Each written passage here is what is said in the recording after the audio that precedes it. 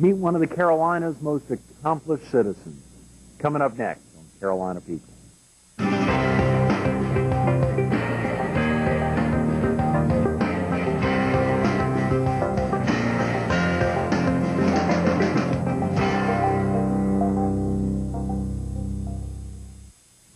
Good morning. Welcome to Carolina People. This morning we're at the Fox 43 studio in Florence. We're focused on the life of one of our community's most recognized and loved citizens, Ed Young. Good morning, Ed. Greg, good morning to you. Thanks so much for being with us this morning. It's so exciting to think this is our third try, and the third try is always a charm. We had you back at Francis Marion, you know, right after we kicked off the show. If you remember the taping we did there and did a full day on you, and I had so much fun researching that interview when I got to talk to your daughter, Harriet, and your son-in-law, John Charles, down at the beach, and got to hear so many amazing stories about your grandchildren and their love of coming up to see you and Hatsy.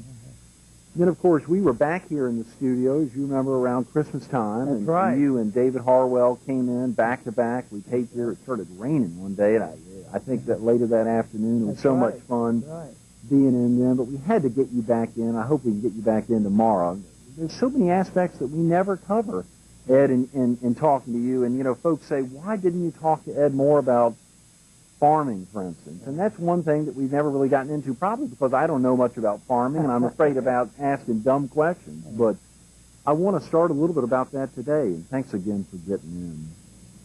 When did your family originally settle in the PD, Ed? Well, one of our great-great-grandparents was Lemuel Denton. He lived in Society Hill, and he would join with Francis Marion in the Revolutionary War, and he was the first person elected to the Continental Congress. Right? So our family has deep roots in the PD, and I'm the third generation on the land that my family farmed. My grandfather came back from the war between the states and built the home, and my father added on to it, and we've added on to it. It's the same home, Ed. Same home. Yeah, it's heavily mortgaged, but it's same. Now, that's the home that many people see off of I-95 as they're driving either north or south if they're looking to the left. If they're driving south and they look to the left, and that is virtually at the intersection of 95 and US 76. 76. Right. And it's very close to the Lunn house. That's right. What is the Lunn house, Ed? Well, it was my mother's home, and it was getting ready to tear it down, and so we moved it as headquarters for the motel business, and we just wanted to preserve that old house. Actually, it was built in 1835. So is that right? It was an old house. And it's very close to one of the motels and restaurants there. That's right. Well, I've been to the Lunn house, and it's beautiful. It has wood floors. Wood floors. It has a lot of charm from years gone by. I'm sure. What was it like living on a farm and growing up on a farm? Well, you know, Greg, I love the land. I love the farm. I'm not very good at it, but I do love it. And, you know, last year our corn crop was a disaster. I had one field to make 2.8 bushels of corn, which is nothing. But this year we have a beautiful corn crop. It probably reminds me of the corn crops that I've seen out in Indiana and Illinois and Iowa.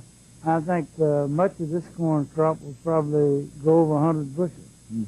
When you talk to kids in big cities, or when you travel around, you've got a daughter who lives on the West Coast, right? Yeah. Right. She lives where, like Santa Barbara? Yeah, it lives in right outside of Los Angeles. Right outside of L.A. When you would see, let's say, some of her friends and talk about a beautiful crop, and you talk about it being a beautiful corn, and like you've seen in some other amazing states, how does that translate for them? What do they hear when you say that? Well, actually, a lot of people are just not familiar with the farm. Yeah. We are growing cotton now, and at one time, cotton was almost not grown at all because of the boll weevil. And the boll weevil has been eradicated, and so cotton has come back. It could be the king cotton again. It used to be king cotton years ago. Well, I want to talk about the boll weevil problem in the 60s and how that had such a dramatic impact on cotton.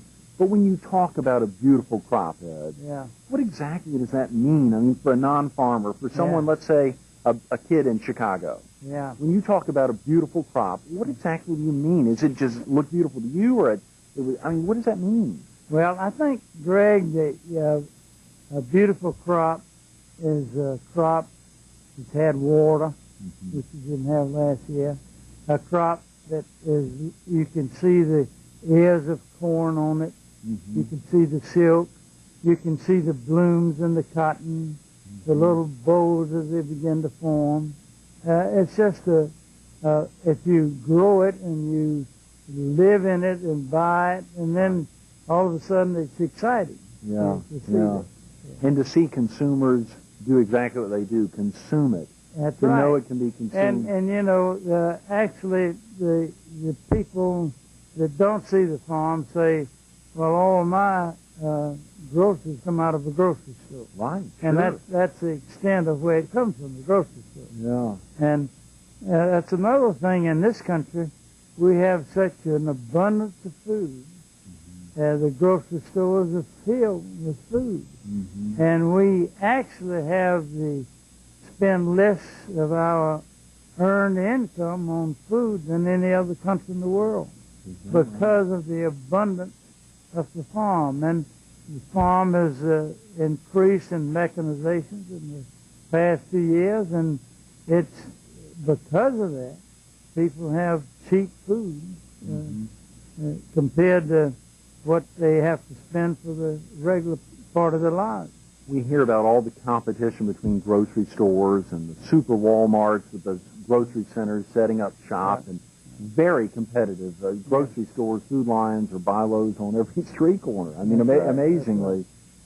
They wouldn't be around if crops were not strong. You know, that they, it's, the farmers compete with themselves. We produce more and more. We used to grow 20 bushels of corn if we had a good crop.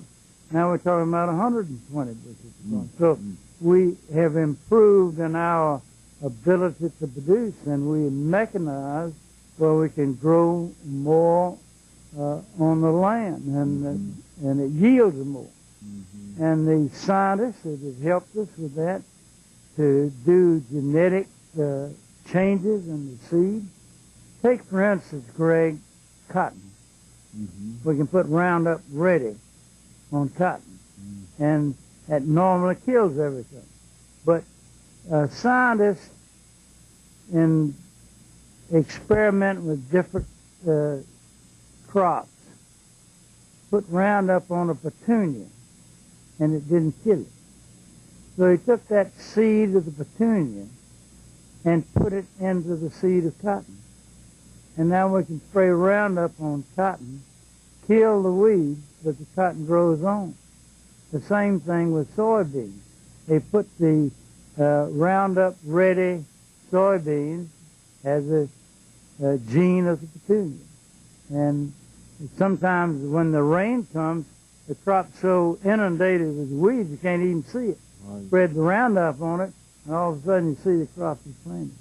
Golly, Ed, it is amazing how science has affected farming and affected so many aspects of life, because without that, you wouldn't be in the city of Chicago opening a can of corn or opening fresh corn or peeling it or eating corn on the cob. It's amazing to think that through. We had a young guy in his late 20s, Bo Stone, who was from the border of Dillon and Robinson County.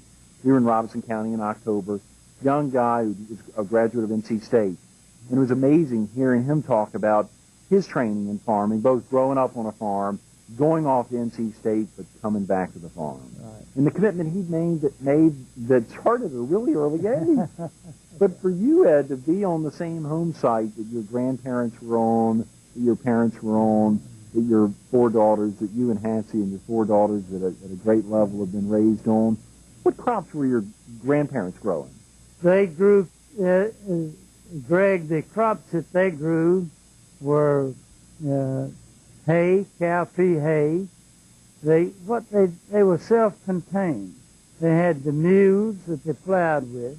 So they grew corn for the mules, and they grew hay for the mules, and they grew hogs, they had chickens, and so they had all these things that were self-contained. They didn't have to go to the grocery store much. They grew everything right there on the farm. You know, it's so exciting as I think about it, and if you say that, when you were back in around December, we were talking about the 6th Congressional District, and we were talking about the fact that Horry and Georgetown had that part, or part of Georgetown County, were part of the 6th District. That's right. And, of course, we think about Horry County considerably different. You know, living there now, we think about it not as a huge agricultural county. That's right. But as the tourist destination of the Southeast. That's right. When I was in Congress, Greg, they used to talk below the inland waterway and above the inland waterway. And the people below the inland waterway were paying all the taxes, and people above the inland waterway. But a lot of farming goes on inside the inland waterway. You know, a lot of good farmers in Horry County. The 6th District then was extended from Dillon, Marion, Florence, Darlington, Lee County, Marlboro, all the way to the beach. It was the largest agricultural district east of the Mississippi. Is that right? right? And so it was an agricultural area in Congress. It is amazing. I'm so excited. Later in the week, we've got Ray Harris coming in. We've gotten active in the Republican Party in the in the 50s, 60s, and is very active in so many ways. And I think he's got a real.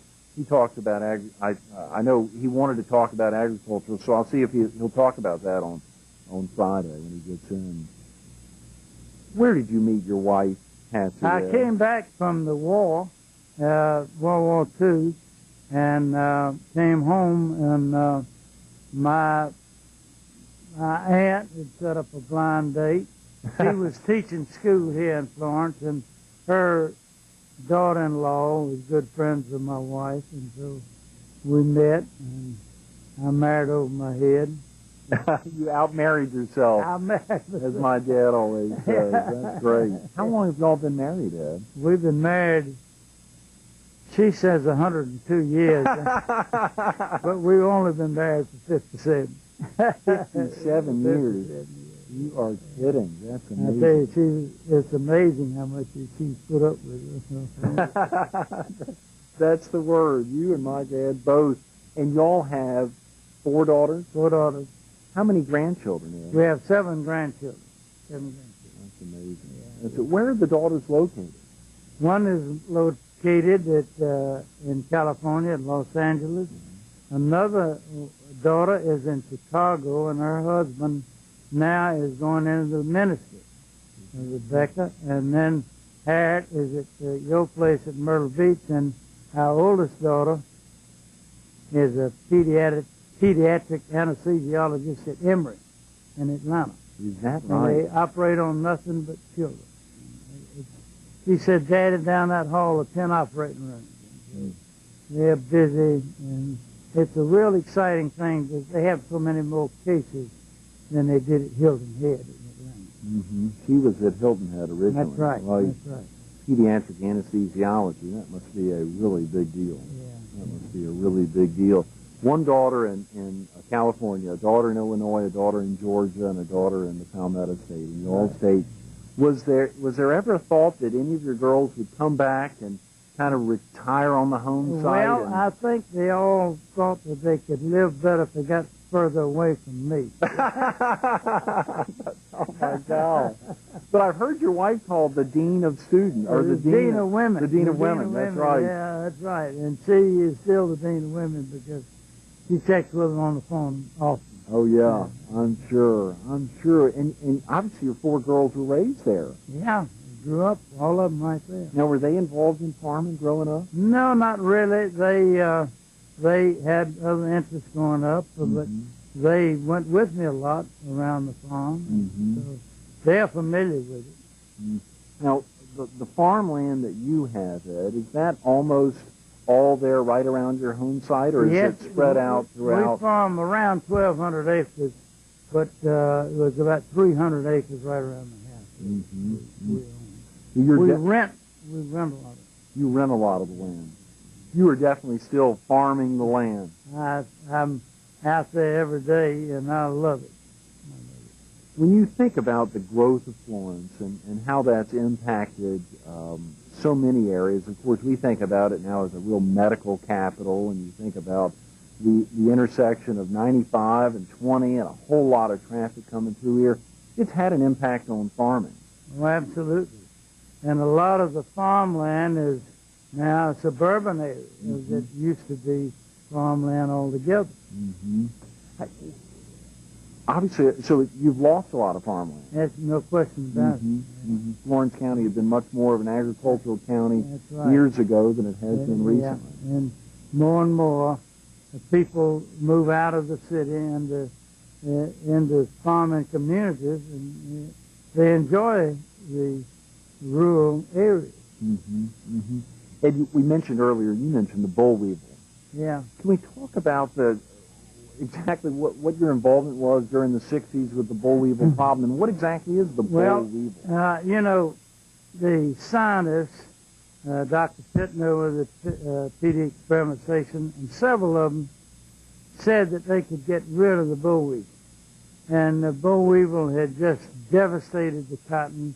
We would poison for the boll weevil 10, 12, 14 times a year. Mm-hmm. And to say that they were going to get rid of the boll weevil was like telling me we're going to get rid of the housefly. I just thought it was impossible. Right. But they found a weakness in the link of the boll weevil in overwintering. And if they said in the die-pause phase of the boll weevil's life, said if we can get rid of him in that phase, we have a chance. And now the boll weevil is gone. It's amazing. If you see these little green traps along the edges of the field, that is a trap to catch any boll weevil that might be surviving. And it has the scent of a female weevil, and the male is attracted to it. And so, but we haven't seen a weevil in a number of years now. And the law is you have to pay so much per acre of cotton to keep this going, to keep the eradication going. Right. What does the boll weevil look like, Ed? Just for a viewer, let's say, again, you're talking to one of your daughter's friends in Chicago. Yeah. What do you explain the boll weevil looks like? A boll weevil has a little bill on the end of his, like the nose. Mm-hmm. And he sticks that into the flower of a cotton plant and lays his eggs. And that never will make a boll of cotton. So that's what the boll weevil is doing to cotton. Ed, from 6072, you hosted a show on TV 13 on WDTW, the Southeast Almanac. That's right. What was accomplished during your 12 years on air? Actually, I have to give the credit to the extension. The people with Clemson, it's extension service. Different people in the WBTW coverage area would come and bring the program to it. And Greg, only thing I did was help them get it on and get it off. Mm-hmm. But it gave me a chance to educate me about farming, because these people, these extension county agents, did a good job. It must be more difficult. I know this is going to be a banner year compared to last year, but it must be more difficult to be a farmer now, Ed. Well, it's a lot of people leaving farming, and for financial reasons, because they just can't make it go, and a lot of us have other income. That's the only reason we can be still in the farming business. But I keep hoping and praying that one day that it'll turn and where farming will have a good income for people. You talked about we talked an incredible beneficial aspect of the scientific advances. That's right. How that's affected farming. When we think of something like that, why is it that farming is maybe not in vogue or is not as strong as it was? I mean, what has been the biggest change since you began? We overproduce, and that's supply and demand. And so if we produce too much cotton, if we produce too much corn, we allotted on our tobacco allotments, and so we are, if we have a good year, we produce a lot of food, and we oversupply. Well, Ed, being a full-time farmer, how do you and Hattie have time to travel to visit your 7 grandchildren? Well, I'm not that important on the farm. We have a lot of people to help us out, and so we have time to visit our children and grandchildren. And what a joy that is, Greg. What a wonderful thing to have good children and wonderful grandchildren. The dean of women. Dean of women. The dean of women and the daddy to get away from. I know they love you as much. And I think I've asked you this question before, Ed, and I think it's one that it's an answer that I love, and you may or may not give the same answer, but what's the best part about being a grandparent, Ed? I think the wonderful grandchildren. You know, it's an entirely different thing to have a child of your own. But then when you have a grandchild, it's such a wonderful experience. You have a whole different relationship. You know, even though your daughters may have wanted to run out of town, there's a lot of your quote children that you and Hattie have cuddled and taken care of through y'all's recognition of being Sunday school teachers for so many years. Is it Ebenezer Baptist Church? Yes, that's the church we go to. When did y'all first start teaching Sunday school? Our church, Greg, was a small rural church, Ebenezer Church. We had when we came back from World War II, we had about 45 members. And we've just done Bible school with 400 people in attendance. The city's moved out in our direction, and it's just when we started teaching,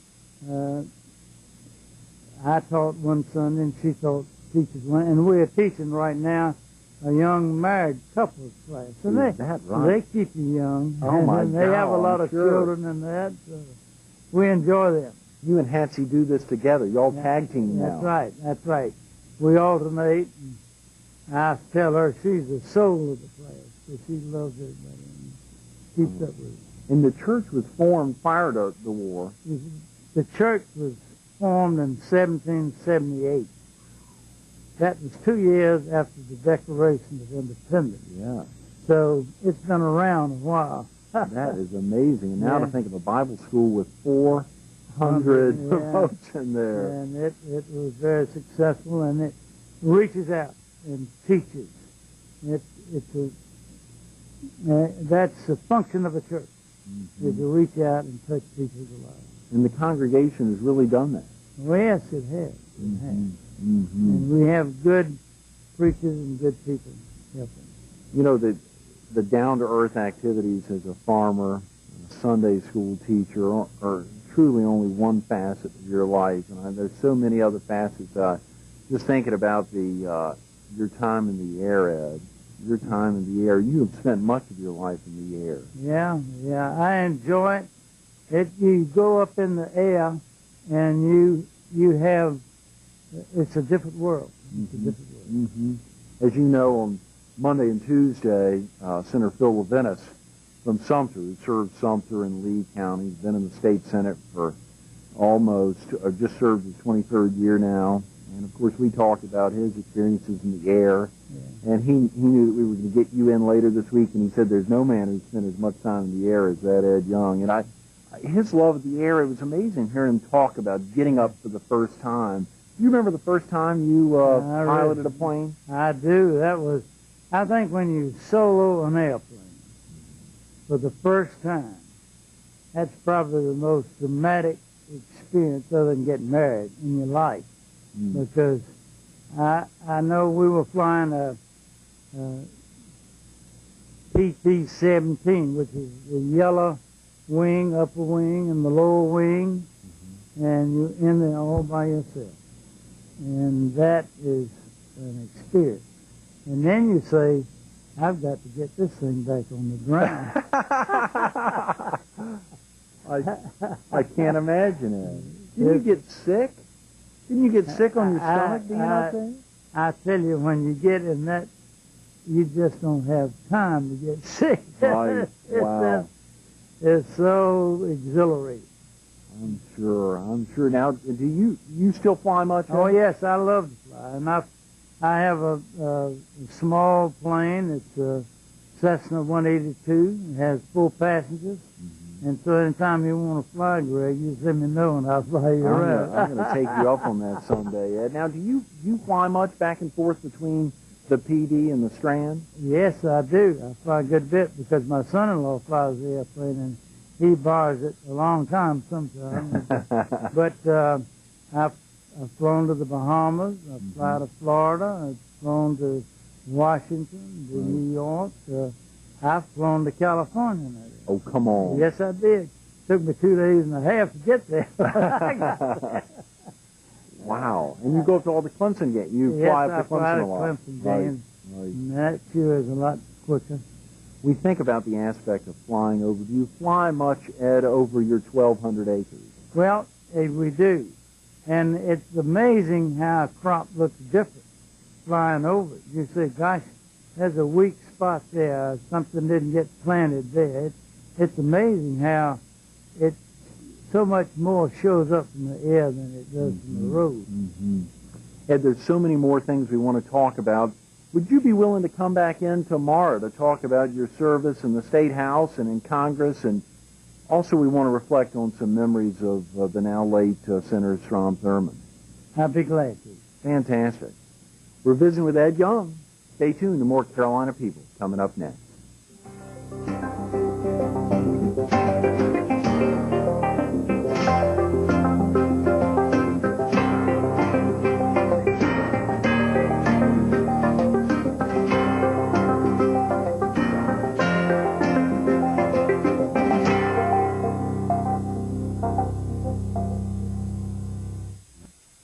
We want to thank Ed Young and his amazing life on the land for making today's Carolina People so special.